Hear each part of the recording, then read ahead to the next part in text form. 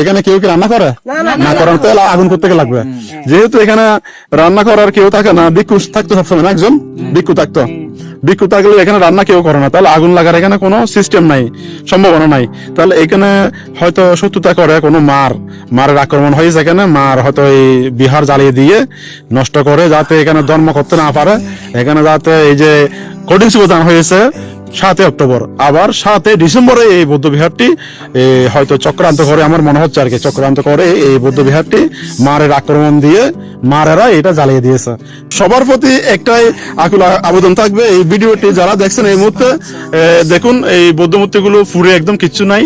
আরো অনেক বৌদ্ধ মূর্তি নষ্ট হয়ে গেছে এই টিনের চালগুলো অনেকগুলো উড়ে চলে গেছে নষ্ট হয়ে গেছে ওদিকে অনেক পুড়ে গেছে সবাইকে শুভেচ্ছা সালাম ও নমস্কার জানাচ্ছি আমি আছি আজকে রাঙ্গুনিয়া থানার অন্তর্গত ইসলামপুর ইউনিয়নের অন্তর্গত ধর্মগোদা নামক স্থানে ধর্মগোদা এটা একটা এলাকা এখানে হলো পাহাড়ি বাঙালি বিভিন্ন সম্প্রদায়ের বসবাস এখানে তঞ্চঙ্গা তারপর চাংমা আছে আপনাদের আছে চাংমা তারপর এখানে বাঙালি মারমা এখানে বসবাসরত অনেকেই আছে আশেপাশের পরিবেশটা যদি আমি একটু দেখাই ঘুরে সব পাহাড়ি অঞ্চল এখানে এই মুহূর্তে আমি যেখানে অবস্থান করছি এটা হলো একটা পাহাড়ের উপরেই এই একটা বৌদ্ধ বিহার এখানে করা হয়েছিল খোলা আকাশের নিচে এখানে বৌদ্ধ মূর্তি আছে বৌদ্ধ মূর্তিগুলো পুড়ে গেছে অলরেডি আরো অনেক বৌদ্ধ মূর্তি নষ্ট হয়ে গেছে এখানে ত্রিপিটক থেকে শুরু করে বিভিন্ন দানীয় সামগ্রী তারপর এখানে আলমারি তারপর এখানে ভিক্ষু বর্তমানে নাই যেহেতু এখানে থাকার কোনো পরিবেশ নাই এবং আশেপাশে যারা সম্প্রদায় আছেন এই মুহূর্তে অনেকেই আছেন আমাদের অনেক খারাপ যাচ্ছে কষ্ট যাচ্ছে এই বুদ্ধ বিহার করে যাওয়ার জন্য আমরা এখন কি করে তুলবো টাকা পয়সার সমস্যা কিছু অনুমোদন পাইলে কিছু সাহায্য করলে আমরা এই বিহারটা তুলতে পারি এখন আমার বিহারতেই নয় পুড়ি গেছে কত বুদ্ধ মূর্তি পুড়ি গেছে কত পুড়ি গেছে আমি এখন গরিব মানুষ এখন আমি বান্দি নগরীর আয়ারে তোরা যাহার আয়ারে আমি এখন এড়ে পাবো না ঘুরি এখন তো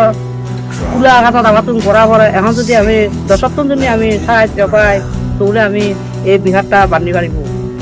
এখন 10 টন আমি সহযোগিতা পাই সরকার থেকে জনগণ থেকে বলছি আমি সবার থেকে যাতে আমাদের কেউটা পড়ে গেছে আবার নির্মাণ করার জন্য যাতে আমাদের কেউটা আবার সুন্দরভাবে উঠতে পারে তারা বিহার নির্মাণ করে তাদের দিবারত পুণ্যবিদ্ধ হয় যেহেতু আমি নাম প্রকাশ করছি এই বিহারের জন্য কেউ 1 লক্ষ টাকা দিয়েছিল এই চট্টগ্রাম নওগাঁপুর কলামাবিদ যে ইঞ্জিনিয়ার এবং ট্রাস্টি থেকে 50,000 50,000 এরকম পেয়েছিলাম এবং এলাকার যে পাহাড়ি এবং আমাদের সমতলে যারা বড়ুয়া সম্প্রদায় তারাও এখানে দান দিয়েছিল এই বিহারটা নির্মাণ করতে প্রায় 4 লক্ষ টাকার মতো খরচ হয়েছিল এখন কিন্তু দুর্ভাগ্যজনক খুব দুঃখজনক যেহেতু এখানে যারা বিশেষ করে আশেপাশে আছে মারমা চাকমা তঞ্চঙ্গা তারা অর্থনৈতিক দিয়ে খুবই দুর্বল তাই আমি এখানে আজকে এই বুদ্ধ মূর্তির সামনে বিহারে দাঁড়িয়ে আমি আপনাদের কাছে দেশ বিদেশে যারা আমার কথা শুনতে পাচ্ছেন যারা বুঝতে পারছেন আপনাদের একটি টাকা যদি এখানে বিহারে দান করেন এবং বিত্তশালীদের প্রতি আকুল আবেদন আপনারা যে আপনাদের কিছু এখানে সাহায্য সহযোগিতা পেলে আমাদের পুনরায় বিহারটা আবার নির্মাণ করতে পারবো আমি বারবার বলতেছি এখানকার লোকজন খুবই অর্থনৈতিক দুর্বল যেহেতু এখানে আপনারা দেখতে পাচ্ছেন এটা পাহাড়ের উপর অবস্থিত কিন্তু তারা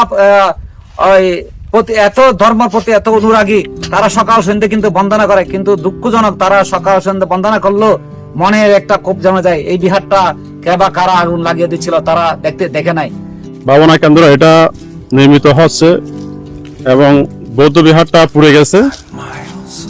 এই প্রান্তে হলো বৌদ্ধ বিহার এটা সম্পূর্ণ পুড়ে গেছে কিছুই নাই এবং এই দেখুন এটা হলো একটা ভাবনা কেন্দ্র তৈরি করতেছে এখানে এটাও ওনাদের আর্থিক অবস্থার কারণে এটা মোটামুটি দূর তুলে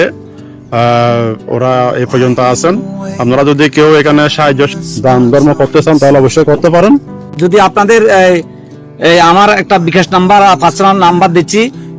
যে আমার নাম্বারটা হলো 01840488256 শুধু দর্শক আমরা